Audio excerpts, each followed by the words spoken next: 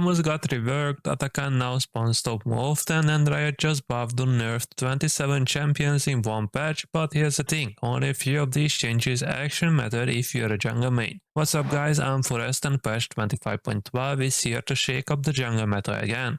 Today we are diving into the real impact of these changes, what you should be looking in, what to avoid, and my predictions for the patch so you can keep climbing. Let's kick things off with a champion who hasn't seen real love in quite a while, Bel'Veth. In patch 25.12, Riot finally gave her a small quality of life buff.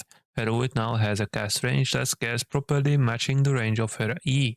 It's a small change on paper, but it makes her post-scale Void Coral pickups feel way smoother, especially in chaotic teamfights. They also fixed the bug that used to lock her out of summoner spells when casting ult. It's subtle, but if you have ever died holding smite or flash after ulting, you know how annoying that was. So, does this finally push Bel'Veth back into the meta? Is she S tier now? Honestly, no, not even close. These changes make her feel better, not stronger. She is still a hyperscaling jungler with a clunky early game and heavy reliance on cleanup kills to function. If you were a Bel'Veth main before, this patch is a nice bonus, but if you weren't playing her already, you will have better picks than her on this list. She remains A tier or B+ right now. Next up, the Blind Monk is back. Lee Sin just got a buff to his E. And it's a lot more impactful than people realize. Riot lowered the cooldown from 9 to 8 seconds and reworked the slow values, especially at rank 1. Instead of starting at 20%, it's now 35%, scaling up to 75% at max rank. That might not sound massive, but for a champion like Lee Sin, where every second and every slow matters, this is a big deal. It makes his early dueling and gank follow-up way more consistent, and in high elo, where mechanical outplays matter, this is a buff that can turn fights. Is Lee Sin suddenly S tier for everyone now? Not quite. Below gold, I still wouldn't recommend him. You're probably better off with simpler, more reliable picks, but in high elo and especially in the hands of skilled players, he's back in a strong spot. For me, he lands solidly in A tier this patch. Not brainless, not busted, but absolutely lethal in the right hands. And since even close to viable, he's always going to show up in pro play. Next up, the spear throwing queen Nidalee in patch 25.12. I'm keeping her in B tier for you low rank summoners, and here's why. Her E in Cougar form swipe got a juicy buff, AP ratio bumped from 40% to 55%. That's extra bite for her AP jungle build, perfect for pro players or high elo gods looking to snowball. But for bronze to gold, don't expect a win rate spike. Nidalee is still a mechanical beast, miss those spears and you're just a sad cat. This buff has a late game AP scaling, so if you're a Nidalee main, try Pain for some pop-off potential. Who is next? Drop your thoughts on Nidalee in the comments. Next is Vi, and Riot gave her a few adjustments this patch. But don't let the tooltip change fool you. They are basically just evening out the power between Wmax and Emax, trying to smooth out her skill order. It's not really a buff nor a nerf, just a cleanup. The problem is Vi still struggles to find impact in most solo queue games. She is easy to pilot but hard to carry with, and if you fall behind your wallet drops fast. She stays firmly in B tier for me. Usable but outclassed by stronger engage picks or better early game skirmishers. Unless you are a Y1 trick or playing coordinated fight stacks, there are just better options this patch. And to wrap up the patch, let's talk about the mini rework to Rammus, which honestly, he really needed. For the longest time, Rammus was just the last pick versus full AD tank. But now, Riot's finally trying to fix that. This rework makes him more reliable, smoother to play, and more importantly, viable against magic damage too. His Q and ult feels snappier, his W gives more consistent resist, and his new passive actually scales with both armor and magic resist instead of just giving one-hit magic damage. Basically, he's not locked into Tormail only full AD matchups anymore. It's still early, but this rework puts Rammus in a much better spot. If you're a Rammus main, drop a comment below. Are you happy with these changes? I think most of you will be. He's not broken, but he's finally off to pick in more than one draft scenario, and that's a win.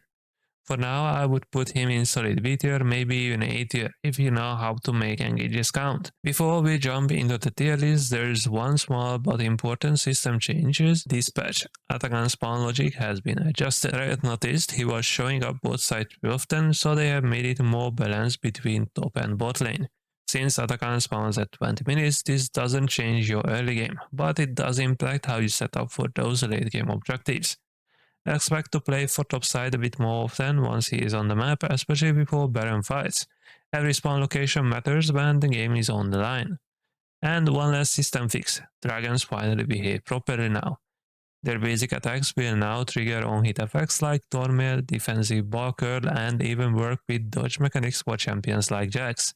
It's a small fix, but it matters if you're tanking dragons or relying on specific interactions to survive. But alright, that wraps up the system changes. Now let's get into what you came here for the jungle tier list for patch 25.5. Let's break down who is rising, who is falling, and who you should actually be locking in this patch. This is the part where I tell you who is popping off in the jungle right now, so you know exactly who to pick to win those games. Let's get into it. First up, Diana is straight up owning the jungle. She's S tier, no question.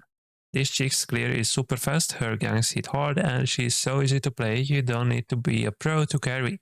Like you just dive in, blow up a squishy, and take over the game. If you're trying to climb and you are not playing Diana, you are missing out, my dude.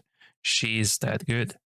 Then we got the usual crew, the 4 champs I'm always talking about, Warwick, Nocturne, Briar, and Bel'Veth. These guys are your best friends if you're stuck in low elo and wanna get out quick. Warwick's tanky as hell and he's like crazy, so you can just keep fighting. Nocturne ult is basically a screw you button for the enemy team. As well, she's all about going harm and snowballing, which is so fun if you like the style. Bel'Veth, man, this bitch just walks in, smacks everyone and doesn't die. Pick any of these 4 and you're set for some easy wins. They are strong, they are simple, and they get the job done. Oh, and let's talk about Mordekaiser for a second. He's kinda sneaky good in the jungle right now. If your team needs AP, but you still wanna feel like a beefy brawler, Mord is your guy. Build dry lies and you're sticking to people like glue, especially in low elo, where nobody knows how to kite. His ult is nasty for picking off carries, and he's just a solid pick if you like smashing faces while bringing some magic damage. Rammus is looking OK this patch. He's always been a pain for AD junglers, but now he's even tougher.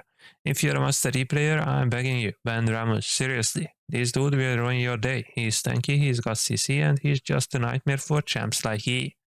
Keep an eye out, cause Rammus is gonna be showing up a lot more. I'm happy with these changes, he's finally more versatile.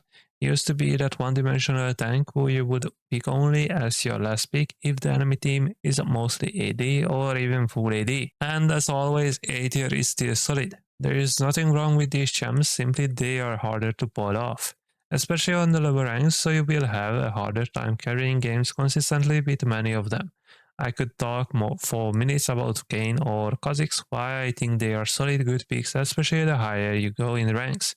But of course, I could talk about them for minutes on why I don't recommend playing these picks, especially if you are below gold and you still have many things to learn and focus on in order to become a better jungler. The rest of the jungle champs, they are kinda tricky to play right now.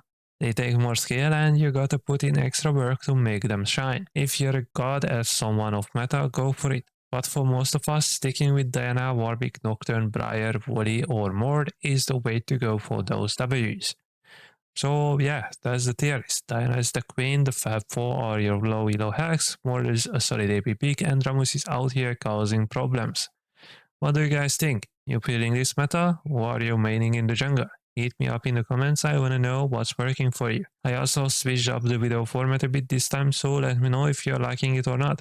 Your feedback's super helpful, so don't be shy. I hope you found it helpful, and like I said, leave it down in the comments if you enjoyed this format or if you would like me to try something different to make these tier list videos even better for you guys. Thank you so much for watching, don't forget to subscribe if you haven't already, like the video if you found it helpful. See you all in my next video. Peace.